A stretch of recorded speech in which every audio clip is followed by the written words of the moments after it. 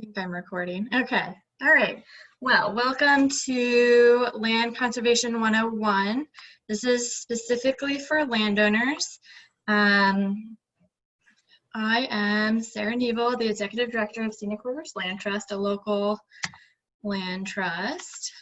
And we'll just go over who land trusts are, brief overview of easements, and then I'll go a little bit more into the financial benefits of conservation easements on the tax incentive side and also cash incentive programs.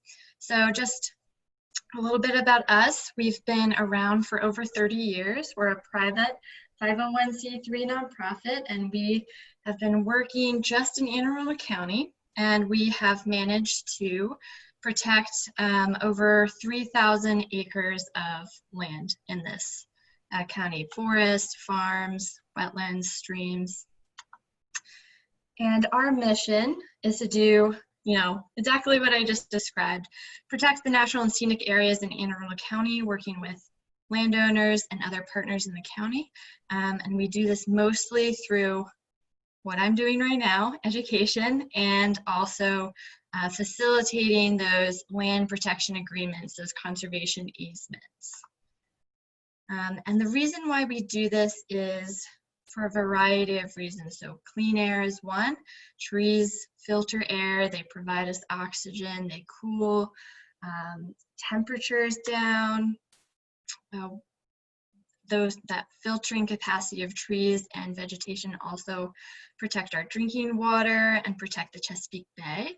And they also provide wildlife habitat. So even if the public can't go on a protected land just because it's private, it doesn't mean that that private land and that private forest or farm or wetlands are, they're still providing benefits to the general public.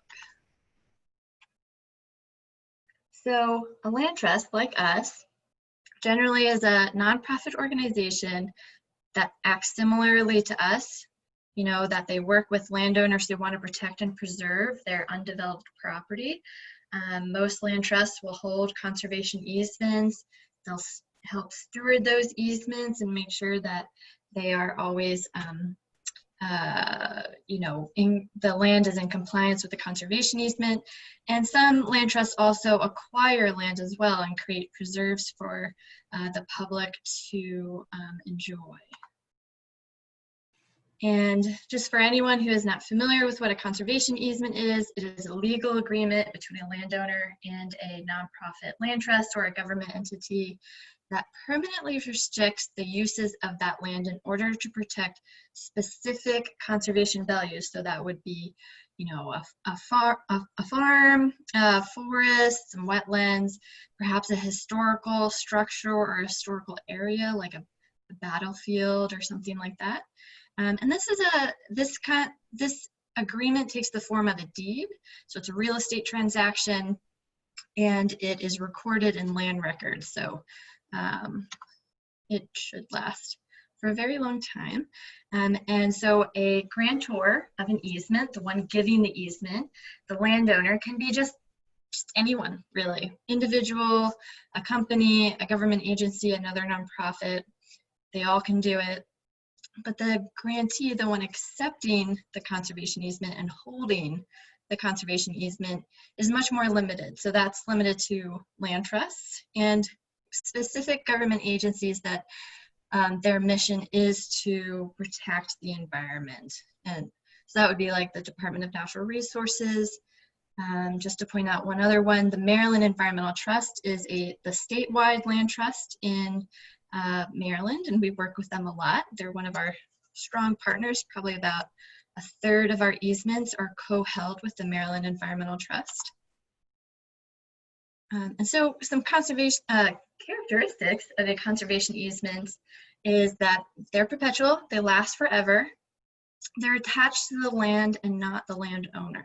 So when you sell that property to someone else, that next landowner will have to abide by the restrictions of the conservation easement. And this can be all of the property or just part. If you want to only put a conservation easement on half your land, we are happy to do that.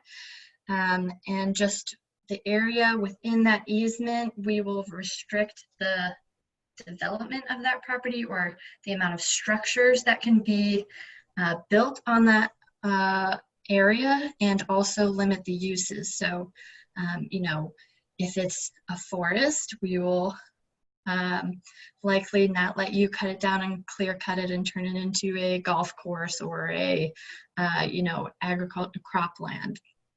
So that kind of thing. But the grantor, you know, the great thing about conservation easements is you can get a lot of benefits from it, which I'll go into later, but you still own and can use and enjoy your property and sell it to whomever you would like, whenever you would like. And so our minimum requirements for accepting an easement is it needs to be at least 10 acres. There's a couple of exceptions to that, but we mostly want to have a minimum of 10 acres because the habitat, it's hard to keep a viable habitat under 10 acres unless it's a really special spot. A couple exceptions would be, you know, is this easement for public access or public education?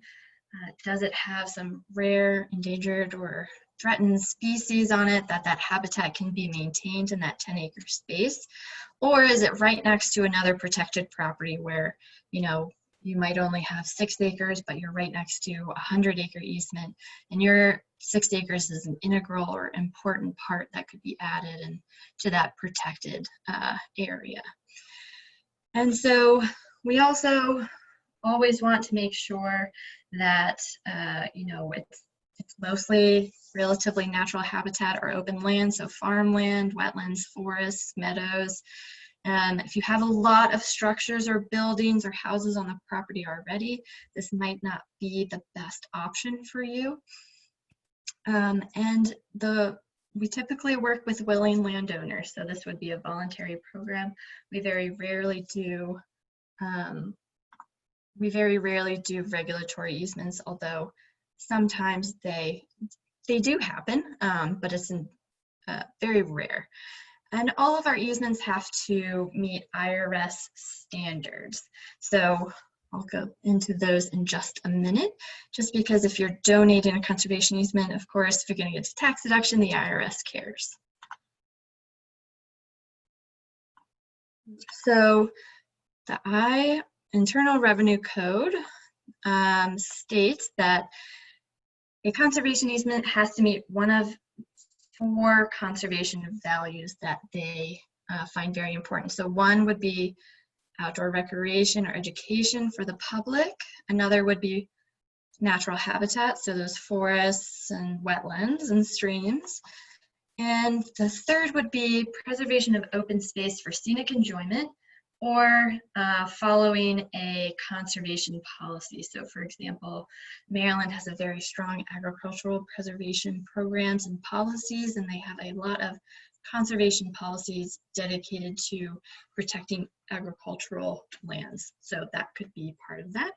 And then the last one is protecting historically important land area like a Civil War battlefield, or a certified historical structure. So say you have a very old manor on your house, you know, that kind of thing.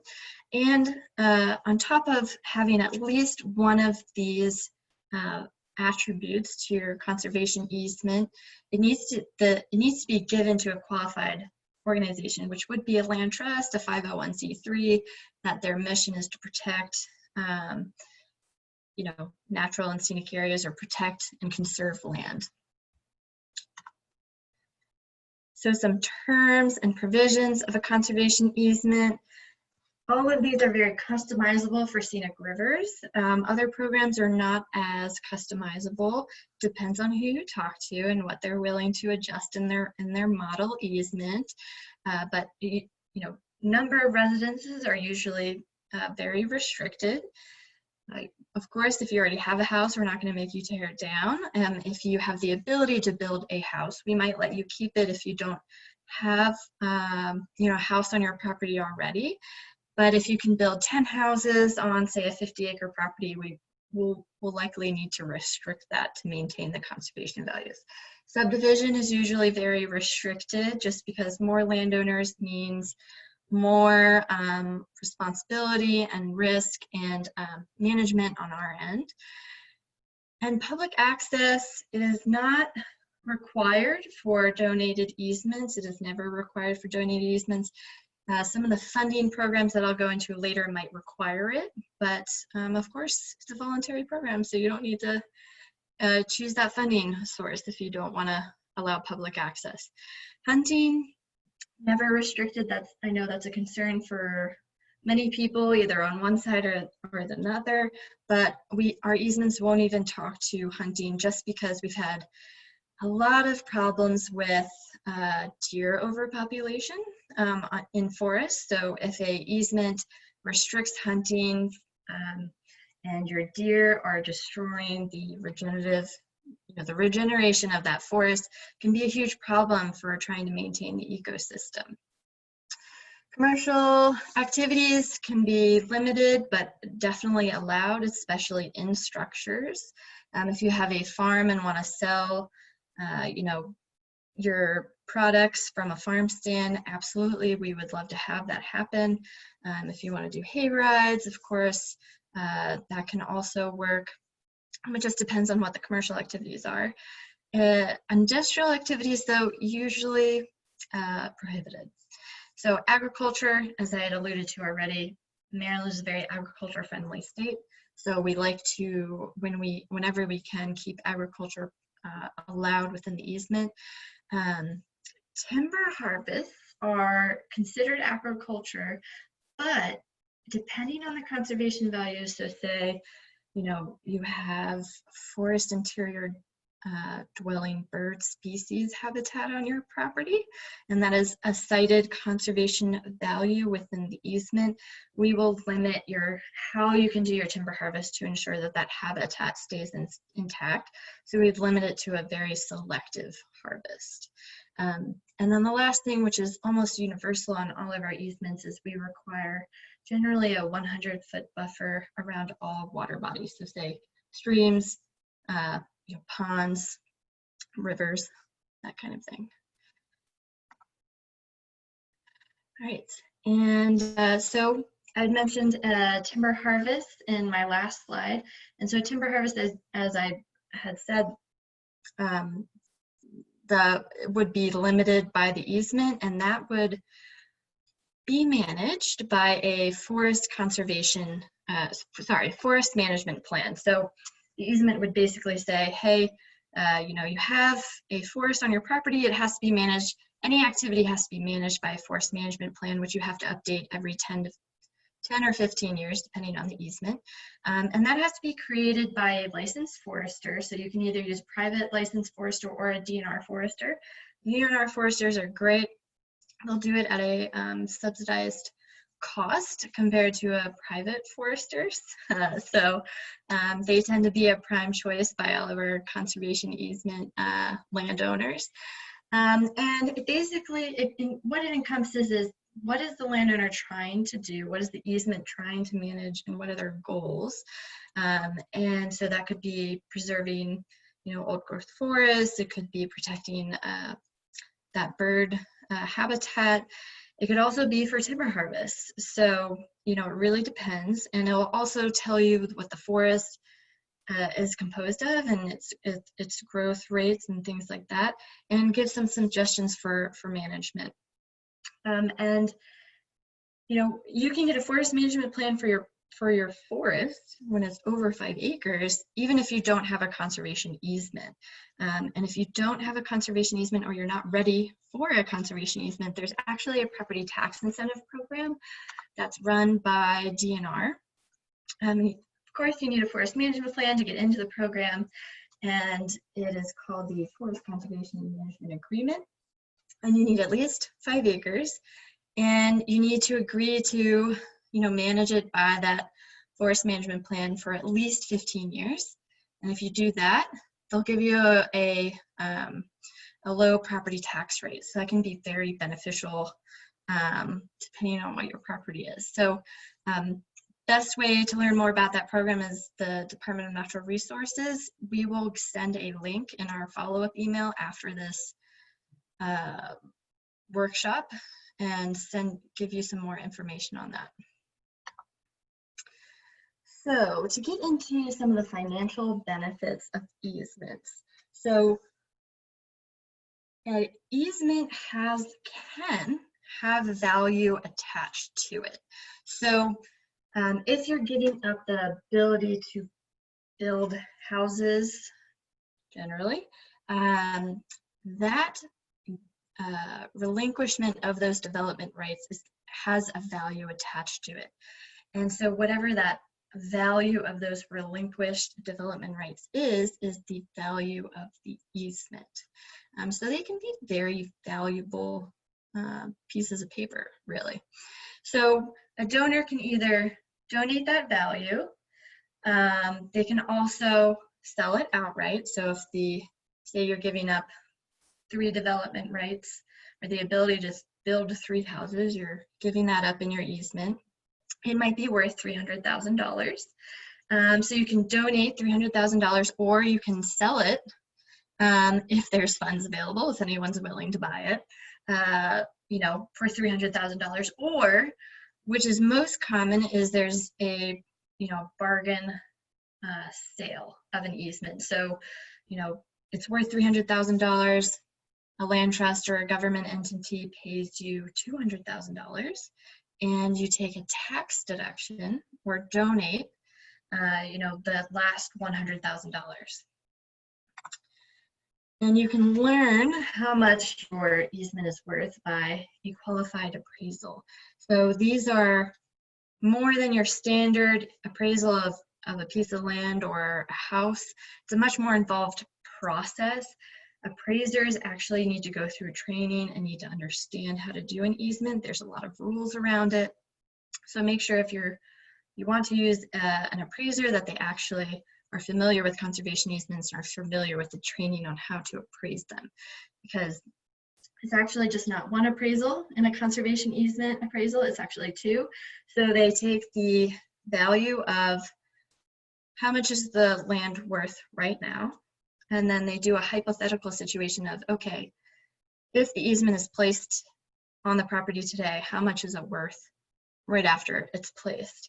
And so that's usually a lower value. So the difference between the now value and that hypothetical value is the value of the easement. So say your property is worth $500,000 before the easement and it's worth $300,000 after the easement, then your conservation easement is worth $200,000. There's a couple of rules around the IRS, just as a heads up.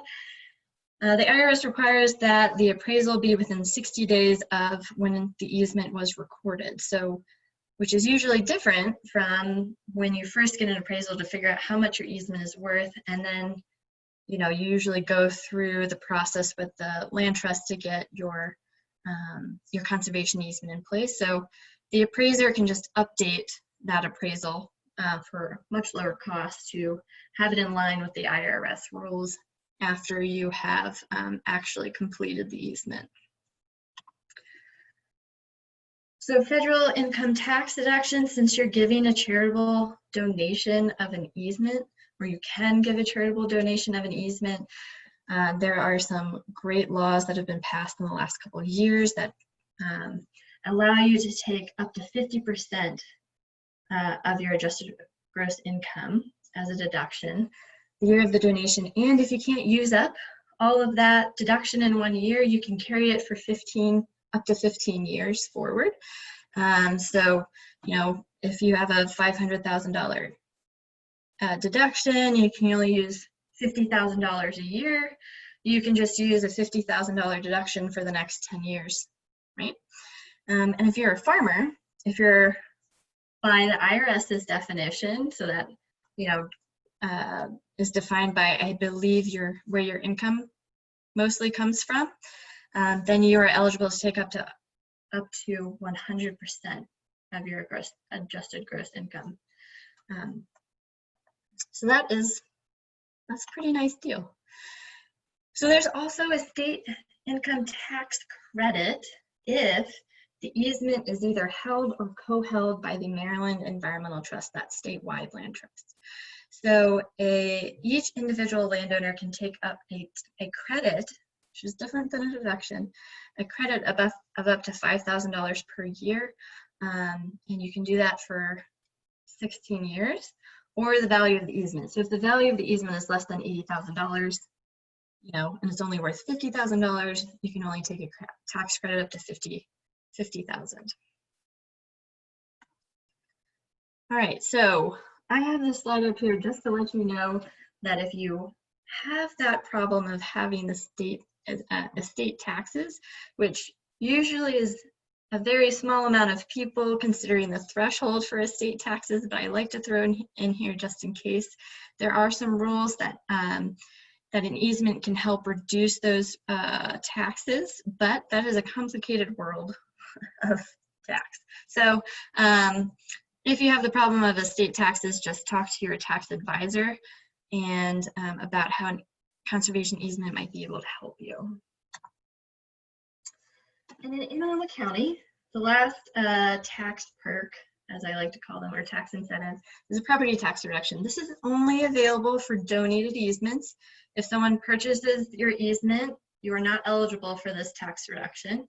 And you can get up to 100% property tax reduction on unimproved land subject to a conservation easement. So not necessarily the area around your house, but that forest and wetlands and farm are eligible. So if you do a bargain purchase, it'll just be reduced by a percentage of, by how much you donated. So if you did a 40% donation in your bargain purchase, that will be used for your property tax reduction. So after I gave you all of that tax information, I just want to clarify that we are not tax or legal advisors. I am not giving tax or legal advice to anyone, so please do not consider this tax or legal advice in this presentation. You will need to seek your own counsel. These are complex issues that everyone just needs personal advice. So to get into a little bit more about the finances of an easement, there are costs associated with a conservation easement. It's important to do them right. So an appraisal will typically cost for a conservation easement somewhere between $3,000 and $5,000. They're just more complicated. That tends to be what the price that I've seen. Surveys can vary wildly, but they can be very expensive. If you have not had a survey done, within the last 30 years, it would be very important to update that survey, just because survey technology has improved over the century. I've seen, surveys from the 1800s, and that's what they're still using today for their property boundaries, and it just needs to be updated because it will shift a little bit. So the land trust will do the title report and will cover that expense, but the forest management plan will be up to the landowner. So that's, if you go with a DNR forester, it will typically be between $250 and $350, and then you won't have that expense until you need to renew your forest management plan. Attorneys and other professional advisors, of course, their fees range wildly, so it depends on who your attorney or professional advisors are. We will cover our costs, you will cover your advisor costs, and then Scenic Rivers also has our own costs associated with conservation easements. So we are a nationally accredited land trust, and we have to put into our endowments for stewardship and a reserve for legal defense $5,000 for every easement. And on top of that, we have our staff and legal fees as well. So usually it takes us about $7,000 to $10,000 to do an easement. And most of that is subsidized by our donors or covered by our donors. But we ask that landowners, at least for donated easements, to contribute to our stewardship fund somewhere between $1,600 and $2,500, depending on the complexity of the easement. And if we use a funding source, oftentimes they'll cover that and a lot of the other costs as well. So let's go through a donated easement example. So Lisa has 60 acres. She already has one house on the property. She has 2 development rights remaining, so she could subdivide and build 2 more houses if she would like. The land is worth $600,000 before the conservation easement, and the land is worth $200,000 after the easement. So the conservation easement is worth $400,000. She got an appraisal to say that. So the financial breakdown of how this looks at the end of the day, or when the easement is completed, is she paid $5,000 for an appraisal. She gifted us $2,500 to add to our stewardship fund. She paid $300 for a forest management plan and a little over $1,000 for legal fees. So in total, it was about $9,000. But her, that's a little bit, that's several $1,000s as an upfront cost. However, her benefits are huge and can outweigh that upfront cost. So she gets $400,000 in a tax deduction. She has a $5,000 state tax credit for the next 15 years. She has reduced property taxes for a long time because it's in Anne Arundel County. And she also has that comfort of knowing that her land will stay the same. And it makes it a little easier to pass on to her children because she actually has quite an amazing estate, so it's easier for her estate taxes.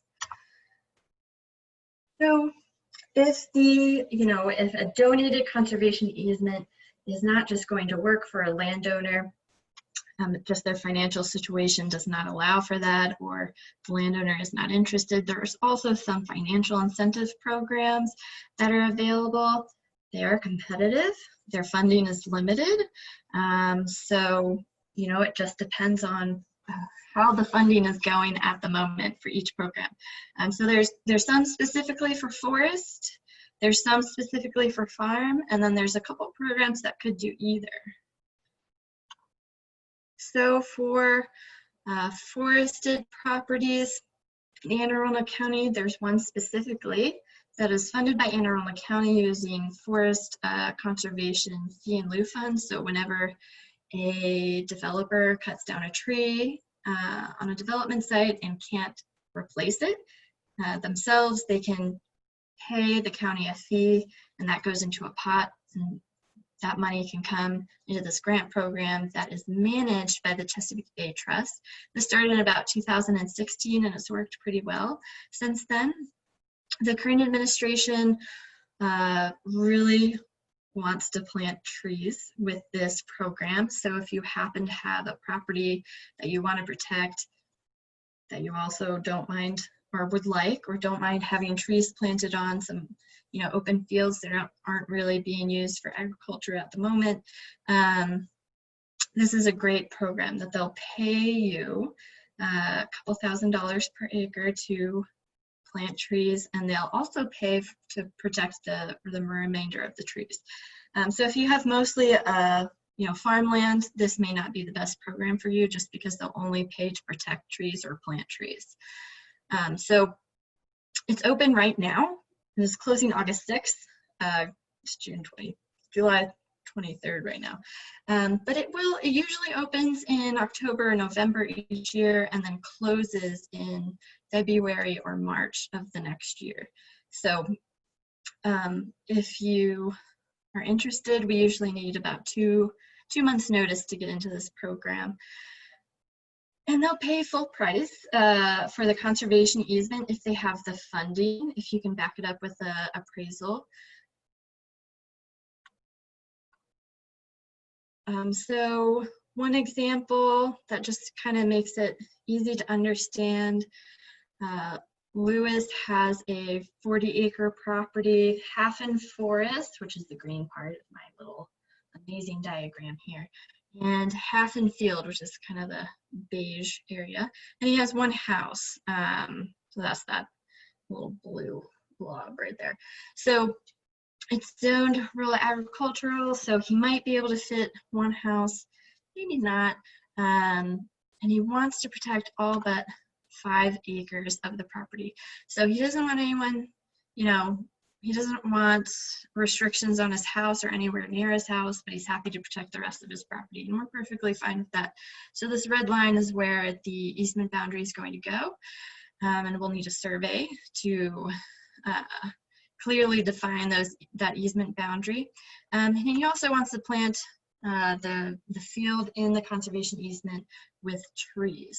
So we'll come up with a grant application like this. So he's not getting an appraisal. The max the program will pay if there's no appraisal is $2,275. So the grant program will pay him a little over $45,000 to protect his 20 acres of forest, and then they'll pay even more per acre for trees to be planted. And they'll also not only give the landowner an incentive per acre of almost $5,000 per acre, but they'll also pay for the trees and the cost of, you know, the labor to plant those trees and maintain them for 2 years. It'll also cover that stewardship contribution that you know, we require, and will also cover surveys and title search and the forest management plan. So it's a pretty good program. The only cost to Lewis is his personal legal fees, which are not covered by the grant program. So the next example is Lauren. So she has 100 acres, 70 in forest, 30 in fields. She has no house, and she has a couple development rights remaining. She wants that entire property protected though, even though she hasn't built a house yet. So what we're going to do is we're going to protect the entire property, then also create this building area using a survey so everything's clear on where she can build her house. So she can build her house anywhere within this building area, and that way the IRS is comfortable that, you know, the conservation values, which this easement is mainly being done for protecting the forest, which is this green area. So we're putting the building area outside of the forest to protect the forest. So then everyone is comfortable with where the building can go. So that's how she can keep one house, and that is still within the easement. And then Lauren is in real estate. She knows the market pretty well, so she thinks the easement is worth $800,000 or $8,000 per acre. So the grant program will only pay for the forested area, not for the field itself. So 70 acres times 8,000 is 560,000. If the grant program has that much money, it could be willing to pay for it. Right now, grant program has kind of averaged $250,000 in funding. So a lot less than it used to be. It used to be at $1 million. So then all of these other costs are covered by the grant program. And since this is above that $2,275 limit of what the grant program will pay without an appraisal, Lauren will need to front the cost of an appraisal after the grant is approved, after the application is approved. So she'll spend, you know, $5,000 or so to get an appraisal. And then once the easement is completed, she'll be reimbursed for that appraisal. So that's kind of how the grant program gets the landowner to have a little bit of investment into the conservation easement process, as, you know, we are investing a lot into making sure everything is in place before the easement is closed. So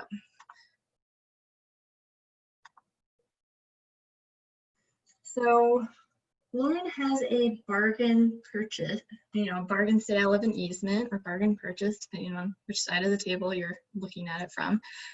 So it was worth $800,000. She got paid $560,000. So she is donating $240,000 worth of value.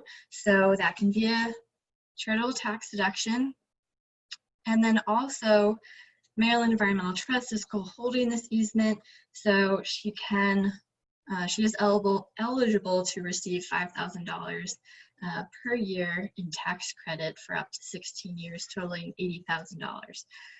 And she will have partially reduced property taxes, not as much as if she had just donated the easement, but still partially reduced. So a couple other programs that are around to fund conservation easements. Anne Arundel County Department of Recreation and Parks, specifically through Barbara Polito, which her contact information is at the very end of this presentation, manages all three of these programs, what we commonly call the MOUth program, the Maryland Agricultural Land Preservation Foundation, the Anne Arundel County Agricultural and Woodland Preservation Program, and the Rural Legacy Program. So these are very, very specific and targeted programs. So you'll see part of this map has red dots as boundaries. So that's for the priority preservation area.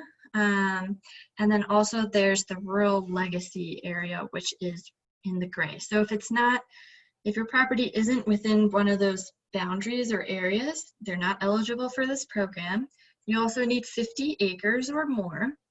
And for the MOUth and the Ag and Woodland program, you need specific classes of soils present on your property.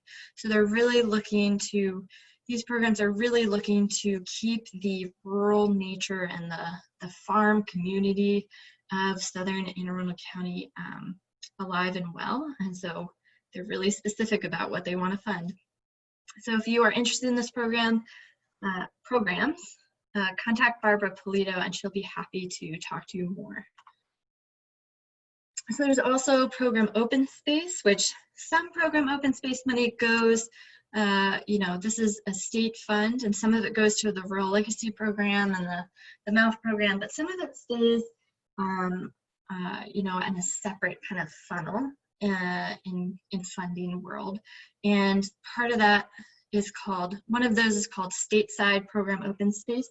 So this is run out of the Department of Natural Resources, and they can either purchase easements or acquire properties. That's how they make state parks, if they so choose, but they can also do just conservation easements that don't require public access. And they'll pay for the majority of the costs. Again, they won't pay for the landowner legal fees, but they'll pay for just about everything else. Or there's also the other side of program open spaces, which is county side.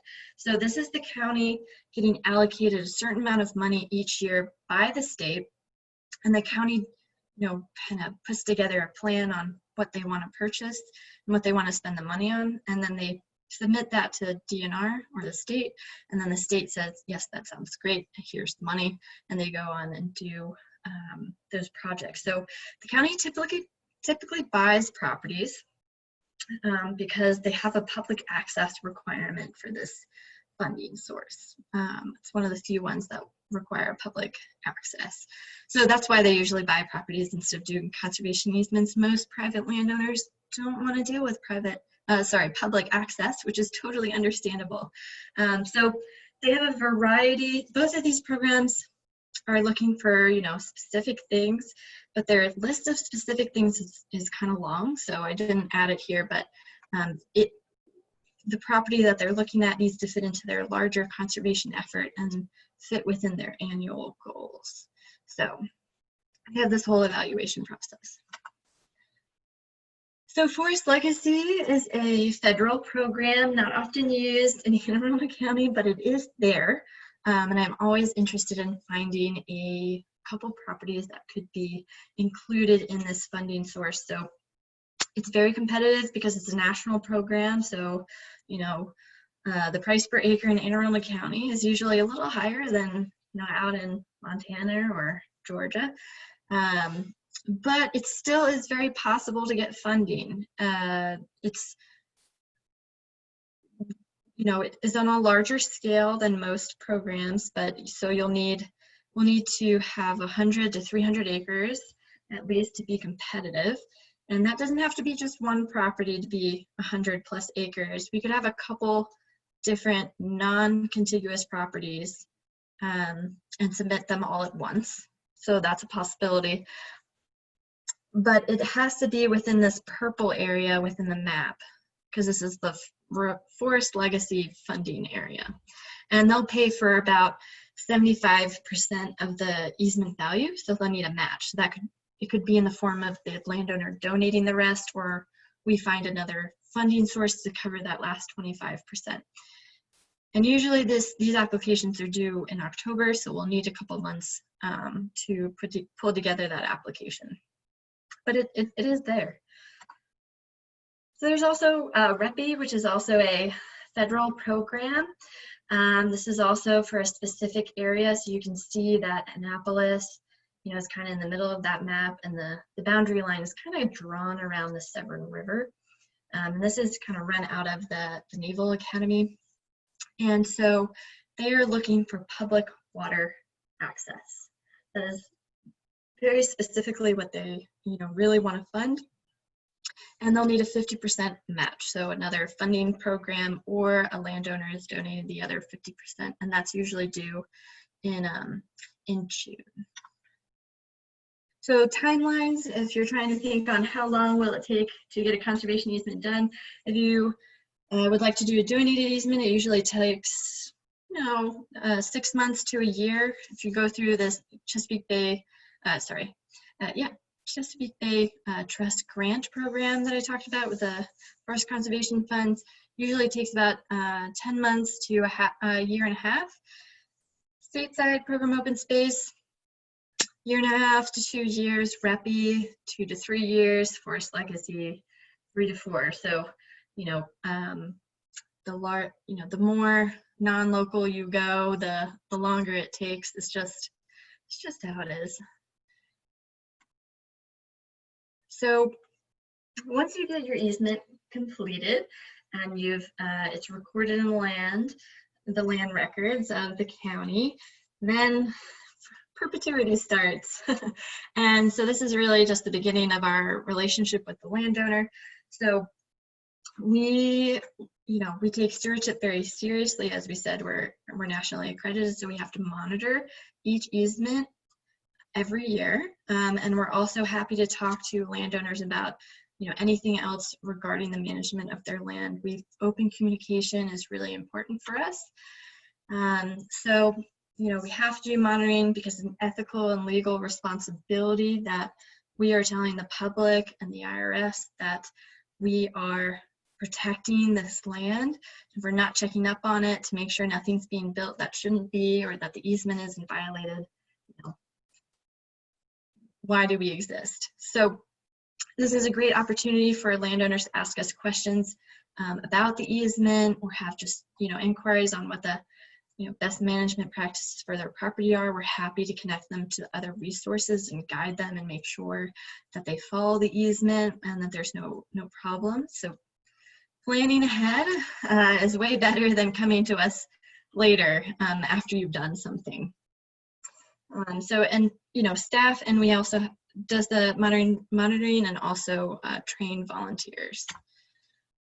So, and we do monitoring and try and talk to landowners and have open communication with them, because even though we really don't like to have to go after someone for violating an easement, we have a legal defense fund. And we also have conservation easement defense insurance as well. So, we promise the public, we promise the IRS that these lands are going to be protected forever, and we take that very seriously.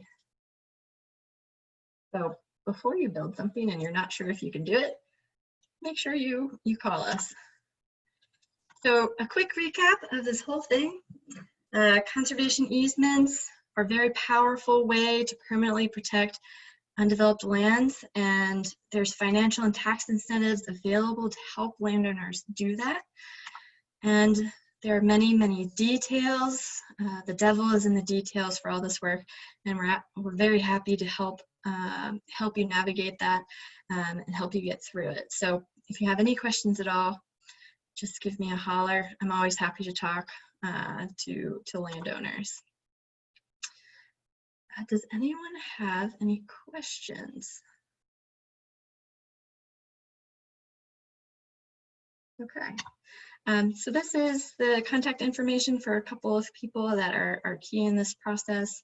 And I hope everyone has a great day. If you have any questions, just please reach out to me via email or by phone. I'm always happy to talk.